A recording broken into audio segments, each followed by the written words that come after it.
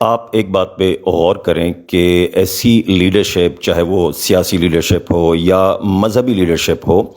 وہ اپنے فالوورز کے اندر، اپنے رضاکاروں کے اندر، پیروکاروں کے اندر، اپنے مریدوں شاگردوں کے اندر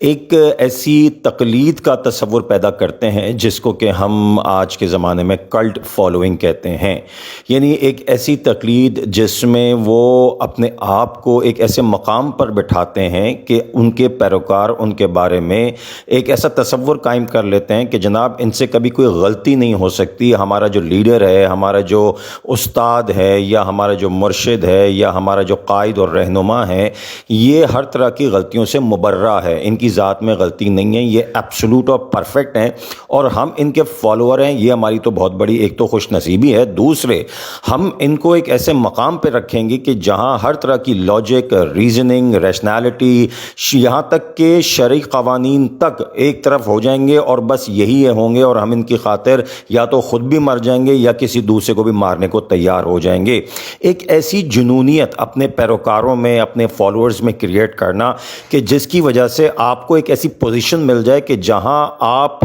ہر طرح کی یوں کہیے کہ اتھارٹی انجوائے کریں، ایسی اتھارٹی جو خدا اور رسول کے بعد آپ اپنے بارے میں تصور کر بیٹھیں کہ آپ ہی ٹھیکیدار ہیں، آپ ہی اچھے برے کی تمیز بتانے والے ہیں، آپ سے کبھی کوئی غلطی نہیں ہو سکتی۔ اور یہ چیز آپ اپنے فالوورز کے اندر، یہ سائیکالوجی، یہ نفسیات اپنے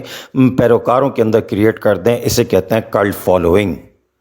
آپ پاکستان کے طول و عرض کا بغور جائزہ لیں، کیا ہی سیاسی تنظیمیں اور کیا ہی خانقاہیں یا مذہبی تنظیمات، یہ کلٹ فالوئنگ کی نفسیات آپ کو آج ہر جگہ نظر آئے گی۔ اور اس کی بنیادی وجہ یہ ہے کہ یہاں جو لیڈرز ہیں، چاہے وہ سیاسی ہیں یا مذہبی ہیں، ان کو اندر سے اپنا کھوکھلا پن پتہ ہے، کہیں کوئی موروثیت کی پیداوار ہے، کہیں کسی کے علم میں کمی ہے، کہیں کسی کا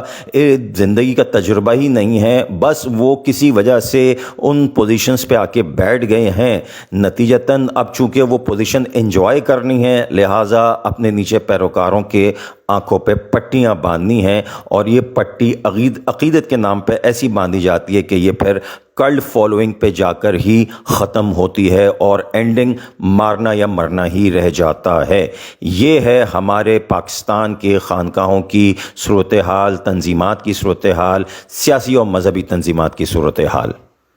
اس جہت پر رکھتے ہوئے جب میں قبلہ مسعود ملت پروفیسر ڈاکٹر محمد مسعود احمد علیہ الرحمہ کی شخصیت کو دیکھتا ہوں،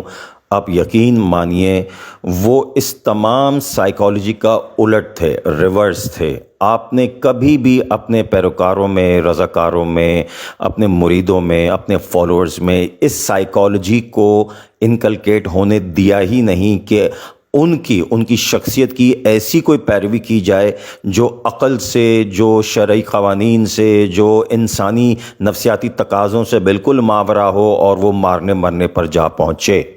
اور یہ اسی وجہ سے تھا کہ قبلہ مسعود ملت پروفیسر ڈاکٹر محمد مسعود احمد علیہ الرحمہ کی شخصیت، آپ کی لیڈرشپ اندر سے مکمل تھی۔ آپ کو اپنے اوپر کانفیڈنس تھا کہ میرے سامنے کوئی بھی کسی نوعیت کا سوال کر لے، آپ اس کا جواب دے سکتے تھے، کیونکہ آپ خود زندگی کے تجربات سے گزرے تھے۔ آپ کے اندر کسی قسم کا کوئی ڈر و خوف نہیں تھا۔ انسان کی شخصیت میں جب کوئی خلا ہوتا ہے اور اس خلا کو چھپانے کے لیے وہ اپنے پیروکاروں میں یہ کلٹ فالوئنگ کریٹ کرواتا ہے۔ قبلہ مسعود ملت علیہ الرحمہ اپنی شخصیت پہ کانفیڈنٹ تھے۔ میں نے یہ جتنی ویڈیو سیریز ریکارڈ کی اس میں یہی تو ثابت کیا کہ قبلہ مسعود ملت علیہ الرحمہ نے زندگی کی ہر جہت کا تجربہ کیا۔ آپ وہ شخصیت تھے کہ جو ہر طرح کے اعتراضات کو خندہ پیشانی سے سنتے تھے۔ آپ کے سامنے اگر کوئی شخص کسی بھی حوالے سے مخالفت پہ بات کرتا تھا، چاہے وہ عقائد کے مخالف بات کرے، چاہے وہ آپ کی کسی تحریر کے اندر کوئی تنقیدی نقطہ نگاہ سے بات کرے،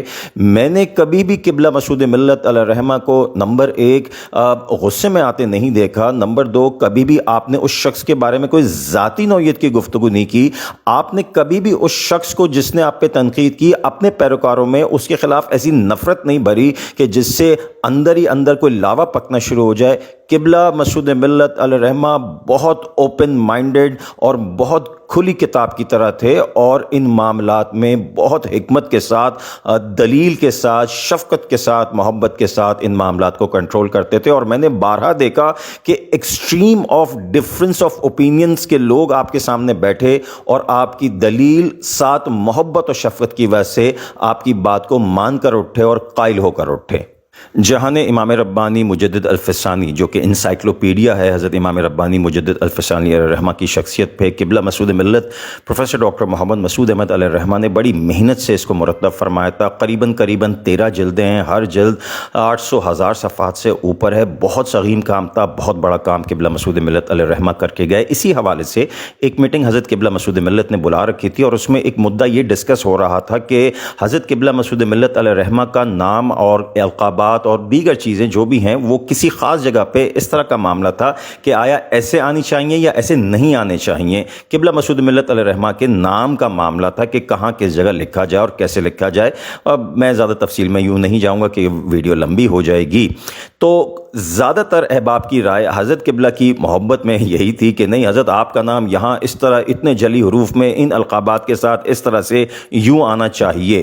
اچھا، کچھ احباب جن میں میں بھی شامل تھا وہ یہ اس کے برخلاف رائے دے رہے تھے، اور وہ یہ کہ نہیں حضرت یہاں آپ کا نام ایسے نہیں آنا چاہیے۔ کیونکہ یہ تحقیقی اسلوب جو ہے یہ اس کے خلاف ہے۔ اس طرح ہم کریں گے تو پڑھنے والوں کے سامنے یہ تاثر چلا جائے گا کہ اس انسائکلوپیڈیا کو عقیدت کی ہی بنیاد پہ محض مرتب کیا گیا ہے، یہ ریسرچ بیس نہیں ہے، اس میں تحقیقی اسلوب کو مد نظر نہیں رکھا گیا۔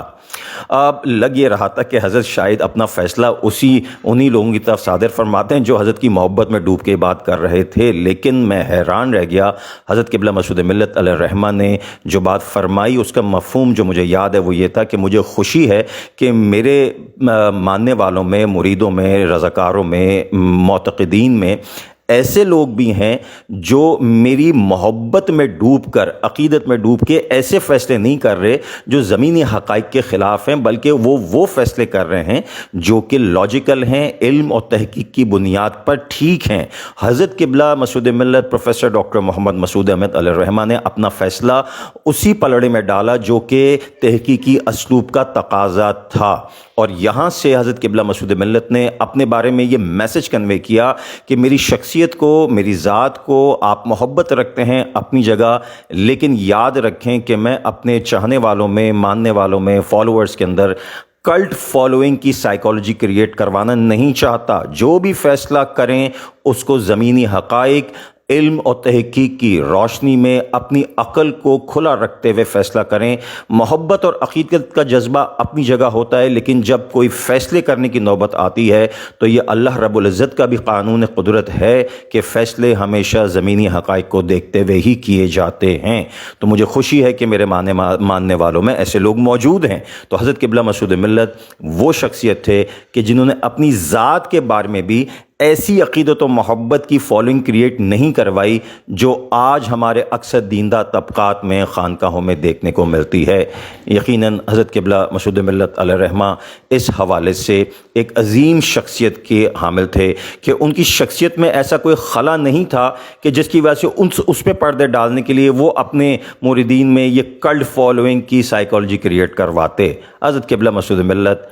بہت کانفیڈنٹ تھے کیونکہ خود وہ زندگی کے تجربات سے گزر کے جس پوزیشن پہ پہنچے تھے وہ ہر طرح کی اپوزیشن، ہر طرح کی پوائنٹ آف ویو کا ڈفرنس اور ہر طرح کی تنقید کو بڑی خندہ پیشانی سے فیس کر کے اس کے مدلل جواب دیا کرتے تھے۔ کاش کہ آج اسی طرح کا ماحول ہمارے دیندار طبقات میں بن جائے تو کیا ہی بات ہو۔ Thank you very much.